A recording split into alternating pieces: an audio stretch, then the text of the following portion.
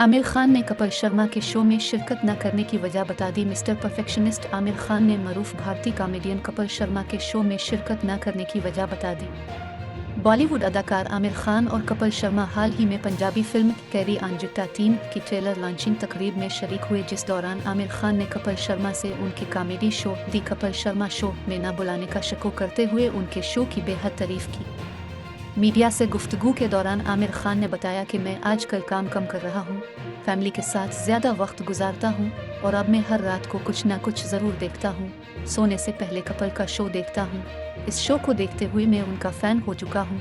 कपिल के शो ने मेरी शामों को रंगीन बना दिया।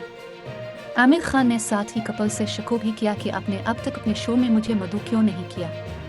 इस पर कपिल ने वाजे किया कि जिस दिन आमिर मेरे शो में आएंगे, मेरे शो की खुशकिस्मती का दिन होगा। मैंने कई बार आमिर खान को शो के लिए दावत दी, लेकिन उन्होंने हमेशा यही कहा कि अभी जा रहा हूँ, बाद में मिलता हूँ, और फिर आमिर खान इसके 3 सालों बाद मुलाकात करते हैं।